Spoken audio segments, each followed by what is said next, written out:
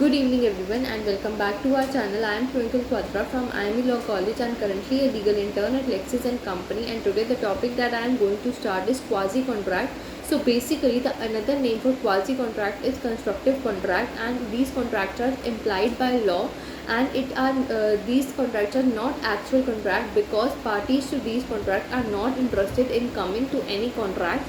These contract occurs because one party have the obligation on the other party, and due to this obligation one party enjoys the benefit, and according to law, the in the eye of law, it is the rule that if one party enjoys the benefit, it should also pay something to another party, either it is implied contract or express contract. So there is also a rule of quasi contract. It is that no one should get any enrichment from another party, or at no party should get enrichment at the expense of another. So there was a case of Moses versus McFarland. In this case, Jacob was a person, and he issued a 4 promissory note to Moses, and then Moses further issued that promissory note to the McFarland, and he issued by a written agreement that there will be no personal liability of him, that is Moses.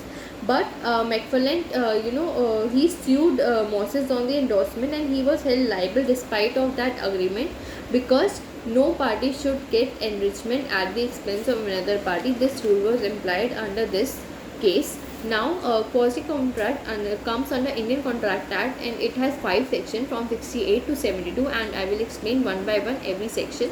So let's just come to section 68. It says supply of necessaries. So the section permits the reimbursement to a person who supplies necessity to a minor, to a lunatic, or a person he is legally bound to, and no personal action will be taken against a minor and lunatic, but reimbursement can be done through their property. Now what are necessary? Necessary not always mean that the basic need, that is clothes, food, shelter.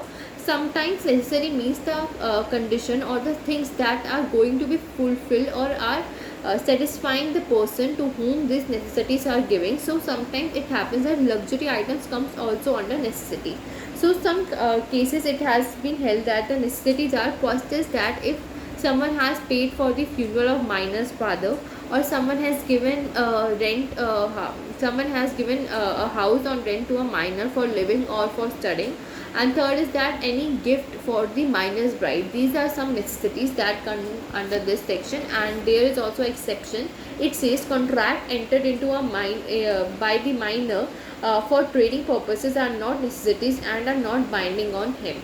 So if you are coming into a contract with a minor for the trading purposes, then it will not be under section 68, and it will not be considered necessity and will not be binding on that minor. Now let's come to 69. It says payment by an interested person. It means that if some other person that is interested in giving payment, that person gives the payment without any legal foundation or without any liability, then section 69 will be held.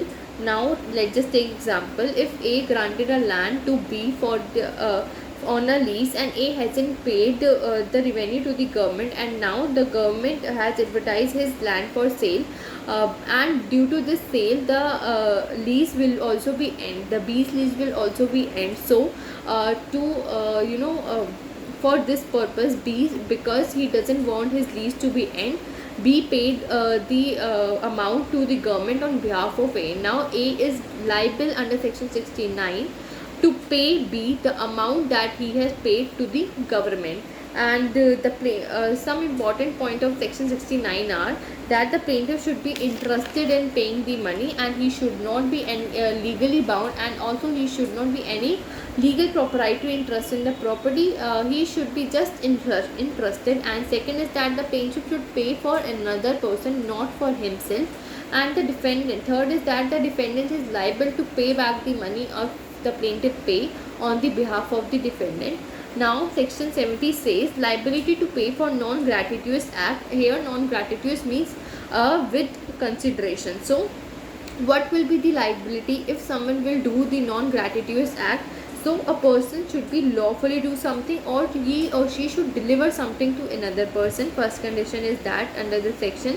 Second is that a person doing or delivering such things should not intend to act gratuitously means he should not do something without consideration. Obviously he should do something with if someone is doing consideration, so the intention should be that he will get or she will get consideration. So third condition is that another person to whom something is done or delivered should enjoy the benefit and should pay the compensation to the person doing the act to restore the thing so done or delivered. So this was the third condition. Now let's just talk about some important facts about the case. A person doing something for another cannot sue for specific performance, nor he can ask for damages for breach. And it means that if something some breach happens, he cannot claim for any damages. Second is that the person to whom the act is done or to whom these things are delivered, if he has the option to reject the service or the thing, then he will not be liable for under this section. And third is that liability under section to arise only when the person voluntarily accept. The another person to whom the things has been delivered should voluntarily accept these things. Only then he will be liable to pay the another person. Let's just take an example. So there was a tradesman A, and he mistakenly left the good at the B's house, and B thought that these goods are his and used that goods. Now B will be liable to pay A for that goods.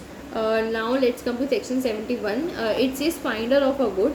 So it means that a person who will find goods belonging to another person and will take care or will take these goods into his own custody, then the responsibility will be of as bailee.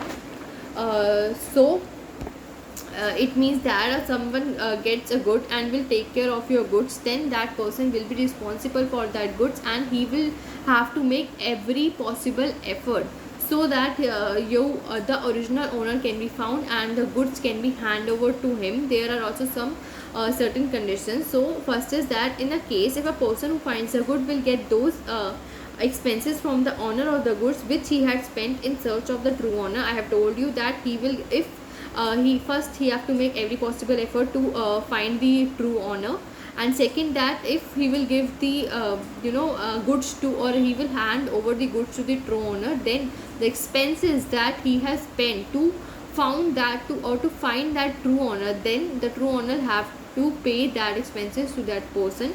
Second is that the bailee or the person who will find the goods have the right that he can take the goods in lien, और it means that वो goods को कब्जे में ले सकता है जब तक कि जो ट्रू ओनर है उसके एक्सपेंसेस को फुलफिल नहीं कर रहा, एक्सपेंसेस नहीं दे रहा. थर्ड इज़ दैट अगर कुछ गुड्स पेरिशेबल है नेचर में, उन गुड्स को वो बेच सकता है. उस केस में ज़रूरी नहीं है कि वो उसको ट्रू ओनर को ढूंढे और फिर गुड्स दे, क्योंकि बहुत टाइम लग जाएगा, गुड्स ख़राब हो जाएंगे, तो वो गुड्स बेच सकता है और जो भी अमाउंट होगी फिर वो ट्रू ओनर को दे सकता है. Fourth is that if the amount for finding the true owner is more than 2/3 of the expenses, then he will be allowed to take that goods and keep that goods with himself. Last is that if the value of the goods will increase with the time, then the increment value will be given to the true owner. So these were the finder of goods, section 71. Now let's come to 72. It says mistake or coercion. The section says that if someone will get the goods via mistake or by coercion, then that person will be under liability to pay back the money. So there was a case of sales tax officer versus Kanhaiya Lal Saraf, and in that case the court held that the money is recoverable whether it is paid by mistake of fact or mistake of law. So let's just take an example. So A and B jointly owe 100 rupees to C, and A gave this 100 rupees to C and without telling B. Now B doesn't know that the C has been given 100 rupees by A, and B also gives 100 rupees to C. So this was a mistake and C is liable to pay back 100 rupees to B. So that's it for this today's video. If you have any doubt, you can comment me down below, and if you have any suggestion regarding the video, you can also comment me down below. And also keep liking, keep sharing and subscribe to our channel. Thank you for watching.